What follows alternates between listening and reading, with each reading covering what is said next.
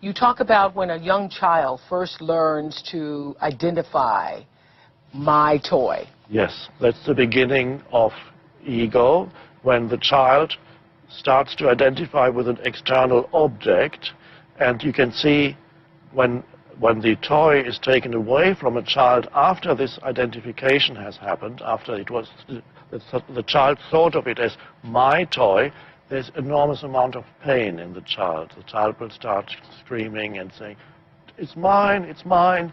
It's like losing a limb, because it became so much part of who they thought they were. In the child's mind, that's a part of me. Yes. And then we grow up. And of course the process continues. When we grow up, our toys just get bigger. They get bigger, and we cry because I lost my external possessions. Yes. But of course possessions is an important part of all the things that people identify with, that become part of their identity, but there are many other things apart from possessions. Right.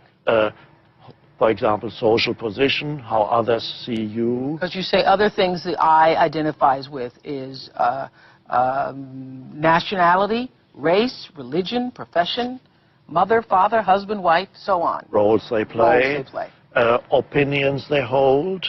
You can see, for example, when people But these are roles. They are actual roles. You know, people are mothers and fathers and... Yes. You know. Yes. No, it's important, of course, to fulfill the functions that you have in this world, and mother and father are important functions as opposed your to roles. nationality and your race and your religion. It's fine. You identify with those things. It's fine to honor all these things, but if that's all you have, then you are lost in a surface reality that always becomes painful and turns into conflict. Okay. You can see, for example, when people are discussing, and if somebody questions somebody's opinion, very often, immediately they become defensive. Right.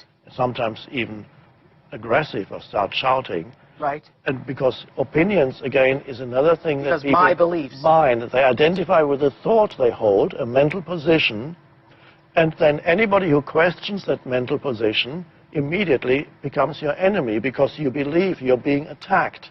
You're not being attacked, but the image that you have of yourself, and the opinion is part of that, the ego believes it's being attacked.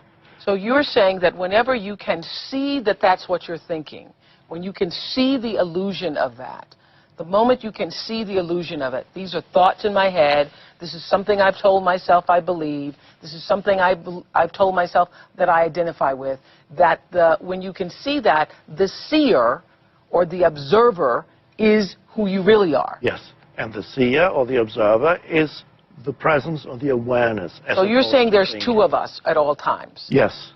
There is the formless awareness, and there is the form that a thought becomes. A thought is an energy formation. Okay. And so that you've just mentioned, the essence is to be there as the awareness when it happens.